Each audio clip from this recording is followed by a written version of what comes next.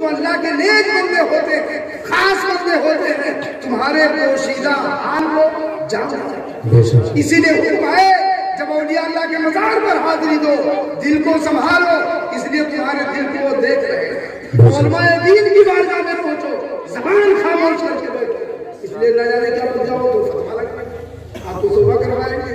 मेरे दीन भाई कहते हैं वलिए कामिल ने बता दिया बगैर देखे हुए, कहा इसमें हमारी जमात में, हमारी मस्जिद में एक शख्स बैठा है जो हमारी जमात से नहीं है। और शेख साहब ने कह दिया हाँ वो ज़ात हजरत इब्राहिम बिन अदहम भी है। और यही नहीं, आज 40 दिन से वो बैतुल मुक़द्दस में आते हैं, नमाज पढ़ते हैं, लेकिन उनको उनकी नमाज में मजा नहीं आता, इसीलिए वो दर दर की ठोकरें खा रहे हैं।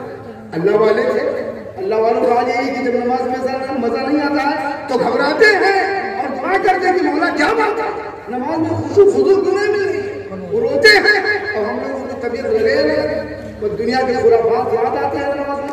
कोई बात अगर कभी नहीं आ जाए नमाज में बातों याद आ जाए, अब वही सोच रहे हैं। हजरत इब्राहिम बिन अदहम के बारे में जब कहा कि हाँ वो 40 दिन से बैतुल मुक़द्दस में तशरीफ लाते हैं और उनको नमाज में मजा नहीं आता, जब ये उन्होंने कहा तो हजरत इब्राहिम बिन अदहम चटाई की आड़ में छुपे बैठे थे। तो अब हिम्मत करके, ये तो देख रहे कि हमारी जमात से नहीं है, मैं इनमें कैसे जाकर बैठ जाऊं, लेकिन जब ये उन्होंने कह दिया कि उनको उनकी नमाज में मजा नहीं आता है तो ये बात सच है। तो अब हिम्मत करके चटाई के बाहर निकले और जाके उसी गिरोह में बैठ, जब बैठते हैं तो अर्ज करते हैं कि हुजूर वाला दुरूद शरीफ पढ़िए, अल्लाहुम्मा मुहम्मदिन सल्लल्लाहु अलैहि वसल्लम नअनी बानी मुहम्मदिन सल्लल्लाहु अलैहि वसल्लम सलातु वस्सलाम अलैका सय्यदी या रसूलल्लाह सल्लल्लाहु अलैहि वसल्लम। हजरात अब गिरोह में बैठ गए तो पूछते हैं कि आए शेख साहब ये बताइए आपने जो कुछ कहा ठीक है, आपने हो सकता है कि आपके शागिर्द ने मुझे देख लिया हो तो बयान कर लिया हो, आपने मेरा नाम भी बता दिया, लेकिन फिर भी मैं सोच रहा हूँ चलिए कोई बात नहीं, लेकिन जो आपने मेरी बातनी कल्बी कैफियत को बयान कर कि आपको नमाज में मजा नहीं आता है, तो ये हमारे दिल की बात थी, आपने कह दिया और ये सही बात है। तो हुजूर वाला ये भी तो बता दो कि क्यों नहीं मजा आता, क्या बात है, क्यों नमाज में मजा नहीं आता है, सुरूर क्यों नहीं मिलता है, खुशू खुजू क्यों नहीं मिलता है। जब ये अर्ज किया तो हजरत शेख साहब ने क्या कहते हैं, आए इब्राहिम मेरा नाम सुनो सुनो, क्या आप मक्का शरीफ गए थे? कहा जी मक्का शरीफ में गया। कहा बताओ मक्का शरीफ तो गए तो किसी ठेले वाले से आपने खजूर खरीदा? कहा जी खजूर मैंने खरीदा। कहा जब खजूर लेके आप चले थे तो 2 खजूर जमीन पर पड़े हुए थे? कहा जी पड़े हुए थे, मैंने उसे उठाया और उसी वक्त मैंने उसे खा लिया। कहा बस उसी खजूर का कमाल है, तुमने सोचा था कि ये खजूर हमारे वजन से गिर गई है, दरअसल वो तुम्हारे वजन की नहीं है, वो उसी ठेले वाले की है। आपने बगैर इजाजत उस खजूर को जब से खा लिया है तुम्हारे पेट में गई है वो खजूर है, तुम्हारा खुशू और खुजू सब झाका है। मेरे दिल भाइयों अब आप खुद बताइए कि जब भूल चूक से अनजाने में जानबूझकर नहीं, समझा कि हो सकता मेरी ही हो, मेरे वजन की खजूरें हैं, खा लेने से दुआएं कबूल ना हो, नमाज में मजा ना आए, तो बताओ इधर मामला ये है कि एक हराम नहीं खत्म होता है, दूसरा हराम पहुंच जाता है, तो नमाज में कहां से मजा आए, कहां मस्जिद में तबीयत लगेगी। मेरे दिल भाइयों हजरात हलाल ग़िज़ा खाओ, अल्लाह ताला पाक है, 5 चीजों को कबूल फरमाता है।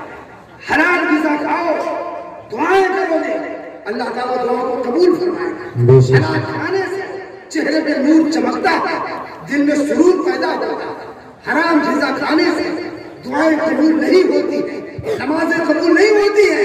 मसलन 10 रुपये की टोपी है, 9 रुपया आप अपनी गाड़ी कमाई का लगाए और 1 रुपया हराम का या चोरी करके या झूठ बोल करके लाए और उसे इस्तेमाल कर लिया, उसी टोपी में लगा दिया। जब तक टोपी सर पर रहेगी कोई नमाज कबूल नहीं बताओ इसको कौन सुनेगा? इस पे कौन अमल करेगा? हम नहीं अमल करेंगे फिर कौन अमल करने के लिए? आज मामला यह है कि बस हम यही आरज़ू करते हैं कि जन्नत हमारी है, जन्नत के हम ठेकेदार हैं। मेरे दीदी भाइयों, जन्नत में हमारे बाप हजरत आदम अलैहिस्सलाम की है, उसमें जाएंगे मुसलमान जाएंगे, लेकिन अमल तो होना चाहिए। जब अमल नहीं है तो कैसे जाएंगे आप? जब आप अपनी कब्र से, आप अपने घर से उठकर अज़ान मस्जिद में हो और आप अपने घर से उठकर मस्जिद में नहीं जा सकते हो, तो मर जाने के बाद कब्र से उसके जन्नत में कैसे जाओगे? हम लोग भी वही इसी तरह बताते रहते हैं, सिर्फ आयाते रहमत पढ़ पढ़ के सुनाए। ठीक है, आयाते रहमत हक है, सर आंखों पर है, लेकिन आयाते गजब भी तो पढ़ो। नमाज छोड़ देने पर कितनी वईदें हैं। सिर्फ नमाज पढ़ने की फजीलत तो है, बहुत फजीलतें हैं, इतनी फजीलतें की ढेरों फजीलतें हैं भाई। लेकिन ये भी तो सुनो, आयाते गजब भी पढ़ा, आयाते गजब भी सुनो कि अल्लाह रब्बुल इज्जत ने क्या फरमाया है। नमाज छोड़ देने पर कितनी वईदें हैं, जहन्नम के दरवाजे पर नाम लिख दिया जाता है। नमाज छोड़ देने पर कितनी वईदें हैं, रोजा ना रखने पर कितना अज़ाब है, नमाज ना पढ़ने पर कितना अज़ाब है। इसको कौन मानेगा, कौन सुने? मेरे दीनी भाई, जरूरत है अमल की। हमारे उलमा हज़रात भी जहाँ आयाते रहमत पढ़ते हैं वही आयाते गज़ब भी पढ़े और उसे सुनो मुसलमानों, रूम से खड़े हो जाना चाहिए कि अल्लाह जब आज हम लोग हैं कि अपने बच्चों को और हम खुद हुकूमत के डर से, लोगों के खौफ से डरते हैं, हम खुद अपने बच्चों को आवाम से और हुकूमत के खौफ से मुतासिर कर देते हैं। कभी आप अल्लाह ताला के खौफ से मुतासिर हुए? अल्लाह का खौफ थोड़ा दिल में, सिर्फ खुदा ले जाता मोदी हुकूमत है, जरसों हाथ ना उठाए, सर ना उठाना, पकड़ लिए जाओगे, जेल में बंद हो जाओगे, जमानत नहीं होगी। अपने बच्चों को ये सब बातें कहके हुकूमत से डराया, मुतासिर कर दिया।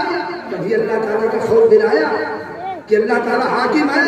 अरे एक मोदी क्या, दुनिया के तमाम बादशाहों का बादशाह, पूरी कायनात का बादशाह मेरा खुदा है। खुदा के खौफ से कभी डराया?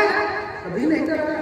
हजरात, बच्चे स्कूल न जाए तो घर वाले मारते हैं कि स्कूल नहीं गया, पढ़ने नहीं गया, मस्जिद नहीं गया तो कोई बात नहीं है। कभी आपने सोचा भाई कि मस्जिद क्यों नहीं गए? बच्चा स्कूल नहीं गया, शाम के माँ बाप उससे हिसाब ले रहे हैं कि स्कूल क्यों नहीं गया, पढ़ने के लिए क्यों नहीं गया, और मस्जिद कभी नहीं गया। कभी मैं पूछा हजरात, इंग्लिश बोलना बच्चा जान जाए, नेपाली पढ़ ले, संस्कृत जान जाए, बहुत खुश, माँ बाप खुश है, टोला मोहल्ला खुश है, आबाद है। लेकिन कभी ये भी तो पूछा कि बच्चा कुरान भी सीखे है? कुरान नहीं सीखा, कोई बात नहीं है।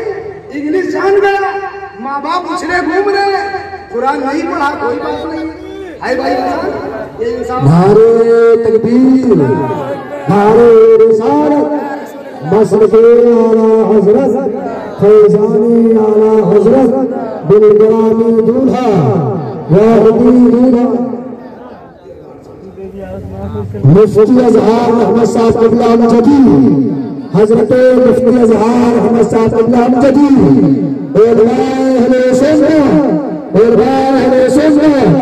नारे तकबीर, नारे रिसालत। बोलने में मिस्टेक हो गया। हजरत अल्लामा मौलाना मुफ्ती अजहार अमजदी साहब क़िबला मद्दे स्टेज हो चुके हैं। बस कुछ ही देर के बाद आप उनकी तकरीर समाप्त करेंगे। इत्मीनान से बैठ जाइए। आप बैठ जाइए। देखिए,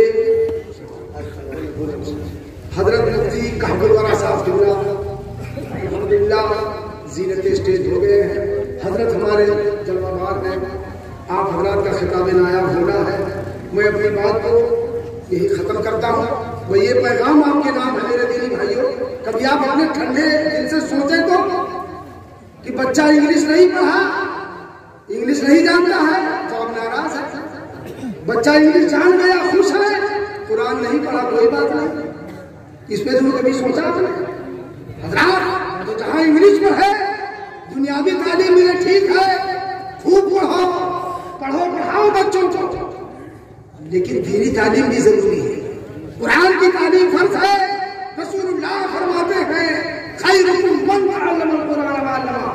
आए लोगों, तुमने सबसे अच्छे लोग हैं, सबसे बेहतर वो लोग हैं जो कुरान पढ़ते हैं, लोगों को पढ़ाते हैं। कुरान सुभान अल्लाह, और इससे हम दूर है, नमाज से दूर, कोसों दूर है। कौन नमाज पढ़ेगा? हजरात, रिस्क हलाल खाओ, रिस्क हलाल कमाओ, बच्चों को खिलाओ, इंशाअल्लाह ताला चेहरे में नूर बरसेगा। और जो दुआएं करोगे अल्लाह रब्बुल इज्जत दुआओं को कबूल करेगा। इससे ज्यादा अमल करो, ऐसी बातें हमारे उलमा से सुनो और इस पे अमल करो, किसी में भलाई है मेरे दिल भाई। अल्लाह रब्बुल इज्जत इन चंद जुमलों को अपनी बारगाह में कबूल फरमाए।